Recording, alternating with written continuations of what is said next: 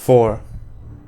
Full Earth had come to the land like a vampire lover that year, killing the land and the crops of the tenant farmers, turning the fields of the castle city of Gilead white and sterile.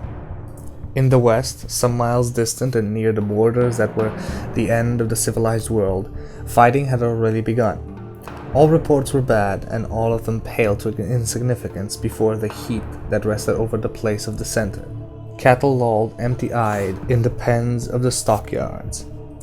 Pigs grunted listlessly, unmindful of the sows and sacks and knives whetted for the coming fall. People whined about taxes and conscription, as they always did. But there was an apathy beneath the empty passion play of politics. The center had frayed like a rag rug that had been washed and walked on, and shaken and hung and dry. The thread that held the last jewel at the breast of the world was unraveling. Things were not holding together. The earth drew in its breath in the summer of the coming eclipse. The boy idled along the upper corridor of this stone place, which was his home, sensing these things, not understanding. He was also dangerous and empty, waiting to be filled. It was 3 years since the hanging of the cook who had always been able to find snacks for hungry boys. Roland had lengthened and filled out both at shoulder and hip. Now, dressed only in faded denim pants, 14 years old, he had come to look like the man he would be, lean and lank, and quick on his feet. He was still unbedded, but 2 of the younger slatterns of the Western Town merchant had cast eyes on him. He had felt a response, and felt it more strongly now. Even in the coolness of the passage, he felt sweat on his body. Ahead were his mother's apartments, and he approached them incuriously, meaning only to pass them and go upward to the roof, where a thin breeze and the pleasure of hand awaited. He had passed the door when a voice called him. "You! Boy!" It was Martin, the counselor. He was dressed with a suspicious, upsetting casualness, black whipcord trousers almost as tight as leotards, and a white shirt open halfway down his hairless chest. His hair was tousled. The boy looked at him silently. Come in, don't stand in the hall. Your mother wants to speak with you." He was smiling with his mouth, but the lines of his face held a deeper, more sardonic humor. Beneath that, and his eyes, there was only coldness. In truth, his mother did not want to see him. She sat in the low-backed chair by the large window in the central parlor of her apartments, the one which overlooked the hot blank stone of the central courtyard. She was dressed in a loose, informal gown that kept slipping from one white shoulder, and looked at the boy only once, a quick, glinting, rueful smile, like autumn sun on a rill of water. During the interview which followed, she studied her hands rather than her son. He saw her seldom now, and the phantom of cradle songs, Chusset, Chisset, Chasset, had almost faded from his brain, but she was a beloved stranger. He felt an amorphous fear and an incoherent hatred for Martin, his father's closest adviser, being born. "Are you well, Ro?" she asked him softly. Martin stood beside her, a heavy, disturbing hand near the juncture of her white shoulder and white neck, smiling on them both. His brown eyes were dark to the point of blackness while smiling. "Yes," he said. "Your studies go well? Vinay is pleased? And Court?" Her mouth quirked at the second name, as if she tasted something bitter. "I'm trying," he said, but the boy knew he was not flashingly intelligent like Cuthbert, or even quick like Jamie. He was a plodder and a bludgeoner. Even Elaine was better at studies. "And David?" She knew his affection for the hawk. The boy looked up at Martin, still smiling paternally down on all this. Past his prime. His mother seemed to wince. For a moment Martin's face seemed to darken, his grip on her shoulder to tighten. Then she looked out into the hot whiteness of the day, and all was as it had been. "It's a charade," he thought. "A game. Who is playing with whom?"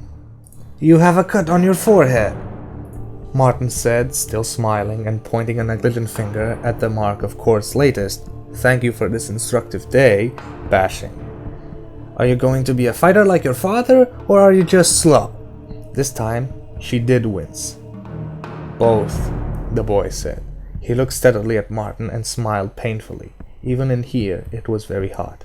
Martin stopped smiling abruptly. "You can go to the roof now, boy. I believe you have business there." "My mother has not yet dismissed me, bondsman." Martin's face twisted as if the boy had lashed him with a quirt. The boy heard his mother's dreadful, woeful gasp. She spoke his name. But the painful smile remained intact on the boy's face, and he stepped forward. "Will you give me a sign of Fleetly, bondsman, in the name of my father whom you serve?" Martin stared at him, blankly unbelieving. "Go," Martin said gently. "Go and find your hand." Smiling rather horribly, the boy went. As he closed the door and went back the way he came, he heard his mother wail. It was a banshee sound, and then, unbelievably, the sound of his father's man striking her and telling her to shut her quack. To shut her quack. And then he heard Martin's laugh. The boy continued to smile as he went to his test. 5. Jamie had come from the shops, and when he saw the boy crossing the exercise yard, he ran to tell Roland the latest gossip of bloodshed and revolt to the west. But he fell aside, the words all unspoken. They had known each other since the time of infancy, and as boys they had dared each other, cuffed each other, and made thousands of explorations of the walls within which they had both been birthed. The boy strode past him, staring without seeing, grinning his painful grin. He was walking towards Court's cottage, where the shades were drawn to ward off the savage afternoon's heat. Court napped in the afternoon so that he could enjoy the fullest extent of having his tomcat's forays into the maze and filthy brothels of the lower town. Jamie knew in a flash of intuition, knew when it was about to come, and in his fear and ecstasy he was torn between following Roland and going after the others. Then his hypnotism was broke. Then his hypnotism was broke, and he ran towards the main building, screaming, "Cuthbert! Elaine! Thomas!" His screams sounded puny and thin in the heat. They had known, all of them, in that intuitive ways boys have, Roland would be the first of them to try the line. But this was too soon. The hideous grin on Roland's face galvanized him as no news of wars, revolts, and witchcrafts could have ever done. This was more than words from a toothless mouth given over fly-speaked heads of lettuce. Roland walked to the cottage of his teacher and kicked the door open. It slammed backwards, hit the plain rough plaster of the wall, and rebounded. He had never been inside before. The entrance opened on an austere kitchen that was cool and brown. A table, 2 straight chairs, 2 cabinets, a faded linoleum floor, tracked in the back paths of the cooler set in the floor to the counter where knives hung, and to the table. There was a public man's privacy. The faded refugee of violent midnight carousers who had loved the boys of 3 generations roughly, and made them into gunslingers. "Court!" He kicked the table, standing it across the room and into the counter. Knives from the wall rack fell in twinkling. "Court!" He kicked the table, sending it across the room into the counter. Knives from the wall rack fell in twinkling jawstracks.